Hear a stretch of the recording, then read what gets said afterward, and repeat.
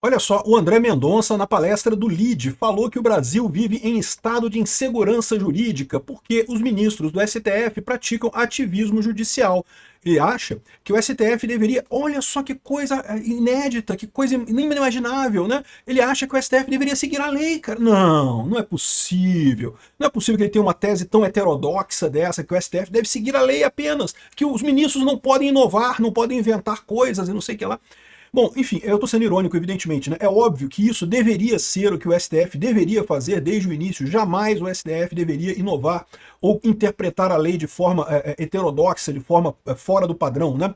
É lógico, toda lei requer interpretação, há toda uma técnica jurídica para isso, mas o que o STF tem feito vai muito além disso, né? O STF literalmente ignora a lei, segue quando dá vontade, altera o conteúdo da lei e recentemente criou lei no que tange a questão da censura das plataformas sociais. Vamos falar sobre essa palestra do André Mendonça. Eu sou Peter Turguniev, você está no Ancapsu e essas notícias foram sugeridas por É Mentira, Ninguém Sugere Nada, Selac é sei lá o que e várias outras pessoas. Obrigado aí ao pessoal que sugere notícias lá no nosso site, no visãolibertaria.com, e obrigado a você que está assistindo o nosso vídeo. Se você gosta do nosso conteúdo, por favor, deixa o seu like, se inscreva aqui no canal, né?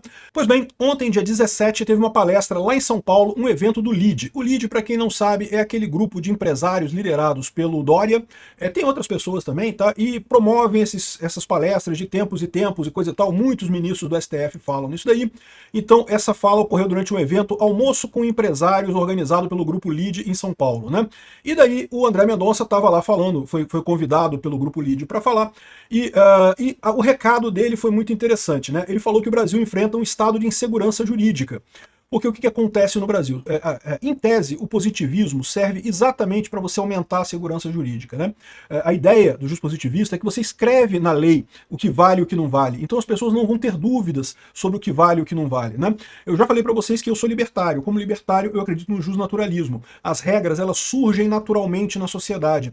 É um erro achar que os deputados vão escrever leis e isso é mais importante do que a regra que surge naturalmente na convivência entre as pessoas, né? O justnaturalismo é essa ideia, que uma sociedade ela naturalmente desenvolve essas leis de convivência, essas leis que correspondem exatamente à justiça na visão daquela sociedade. Mas você tem um problema, porque se ninguém escrever essa lei, se não tiver escrito em algum lugar, como é que você vai saber o que pode e o que não pode fazer?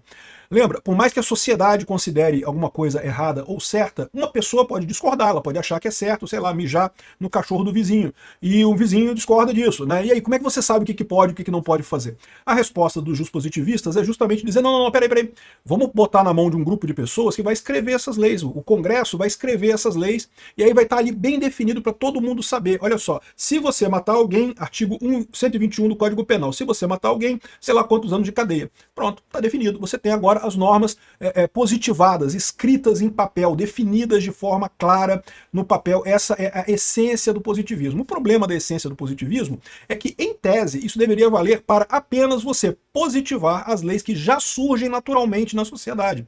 A sociedade, via de regra, já acha errado alguém matar alguém. Então, seria bastante razoável que fosse positivada essa regra, né? Mas os deputados começam a achar que, olha só que coisa mágica, eu posso escrever aqui, ó, todo mundo tem que usar um guarda-sol cor-de-rosa, pronto. E todo mundo vai ter que usar guarda-sol, olha que coisa mágica, eu posso escrever um negocinho no papel aqui. E eles estão, na verdade, esse é o grande veneno do positivismo, ele começa a ser usado para coisas que não são justnaturais, que não é o pensamento da população sobre o que é correto ou não, mas na verdade uma ideia idiota de um político que resolveu fazer alguma coisa além disso, né? Mas, via de regra, o positivismo ainda tem essa defesa. Ele é melhor porque você pode ter certeza do que é certo e o que é errado. Só que o que está acontecendo agora no Brasil? O Brasil, em tese, é o paraíso do positivismo. O Brasil, o lema da bandeira brasileira é positivista, né? Ordem e progresso, não sei o que lá.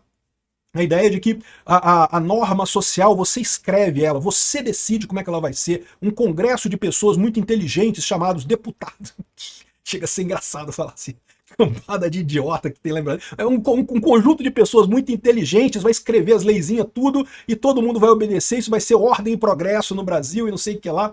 E esse é o problema no final das contas. Por quê? Porque não só você tem o problema do excesso de positivismo, de criar lei demais, né? Em tese, você poderia fazer as leis que já se considera errado na sociedade, matar alguém é errado, não tem dúvida, mas tem um outro problema, que é o fato de que, embora as leis estejam escritas, elas podem ser interpretadas de maneiras diferentes. E é o que está acontecendo aqui no caso do STF. Na verdade, a culpa não é só do STF, não, tá?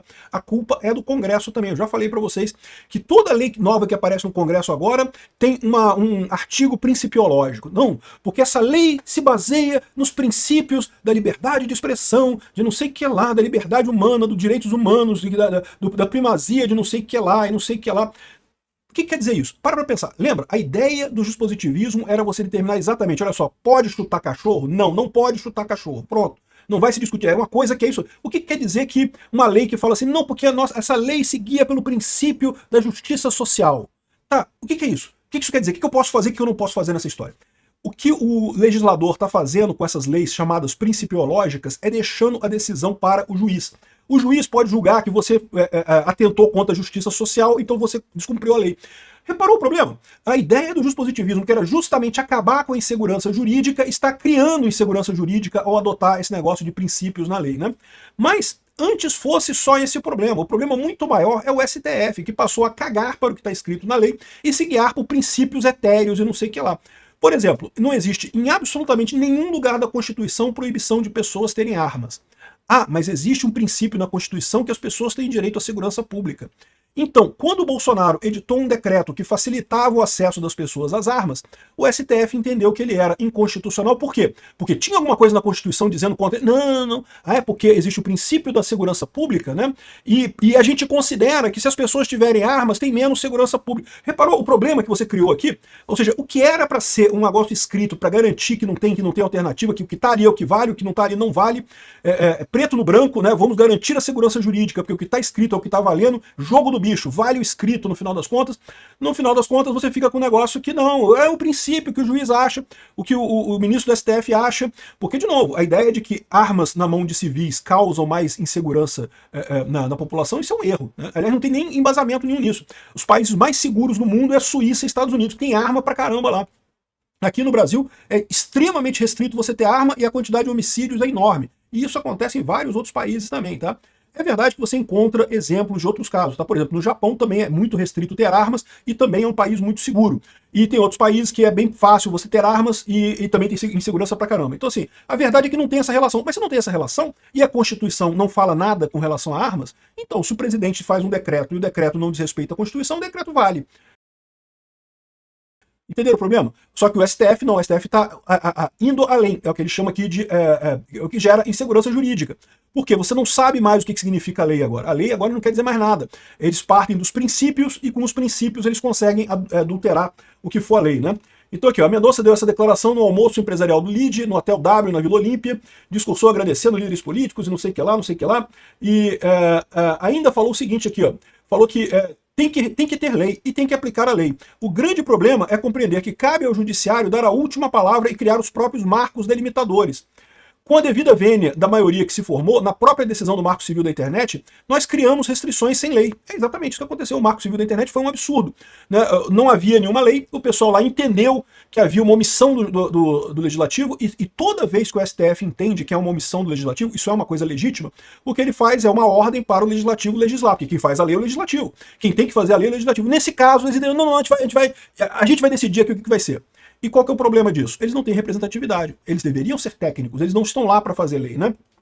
Isso se chama ativismo judicial. E os próprios colegas têm definido esse ativismo. Têm definido esse ativismo, sabe principalmente por quê? Porque a maior parte deles é de esquerda, tem posição política clara, está desesperado porque percebe que a posição política deles está perdendo força no embate da população brasileira. A população brasileira tem preferido outro ambiente político, e aí eles têm que se enfrentar com um dilema. Ou eles estão errados, ou o Brasil inteiro está errado. E eles preferem achar que o Brasil inteiro está errado. Eles estão certos e o Brasil inteiro está errado. Não, porque as redes sociais estão forçando as pessoas a irem para a direita, porque o algoritmo faz pipipi, popopó e não sei o que lá, e faz a pessoa radicalizar para a direita, não sei o que lá, uma coisa que não tem nenhum embasamento em lugar nenhum.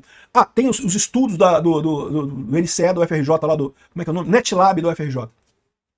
Estudos que não tem bolota de porcaria nenhuma, que também são feitos por esquerdistas que estão com a mesma dor de cabeça de achar que não porque tem um algoritmo e coisa e tal, uma besteira danada. Parabéns ao André Mendonça, ele está com a posição correta, o STF deveria se ater a interpretar a lei dentro dos princípios de hermenêutica constitucional consagrados, não a hermenêutica pentadimensional tirada do cu, que esse pessoal costuma usar para poder interpretar a lei lá, né? Que eles adoram fazer esse invento. Não, porque o princípio não sei o que lá, então não pode, não sei o que eles não querem, eles inventam um princípio. Esse é o problema da aplicação de princípios. Porque em tese você consegue princípio para qualquer coisa, para qualquer lado que você queira. Acaba valendo o que quer o juiz. O juiz acaba decidindo o que ele acha melhor. E embora a maior parte dos juízes sejam pessoas sensatas e coisa e tal, eles não têm o direito de fazer isso. Porque o modelo de Estado republicano, o Estado democrático de direito, reserva essa criação de leis apenas ao Congresso, que é eleito pelo povo. O Congresso responde ao povo. Se um deputado faz uma lei idiota, o povo não vota mais nele. Pronto. Se um juiz inventa uma lei idiota, o que o povo faz? O povo fica refém. Ele não tem o que fazer, ele não pode votar um juiz fora do judiciário, ele não pode tirar o cara de lá. Então fica realmente uma sensação de impotência e de falta de democracia. É muito curioso que o STF diga que está salvando a democracia quando está fazendo exatamente o contrário, né? Enfim, parabéns ao André Mendonça, falou correto, é muito legal isso daqui, e é um problema que o STF vai ter que lidar, que a justiça brasileira como um todo vai ter que lidar. Obrigado por assistir nosso vídeo até o final. Tem alguns links para você nos ajudar aí na tela e também na descrição desse vídeo. Contribua com o nosso projeto.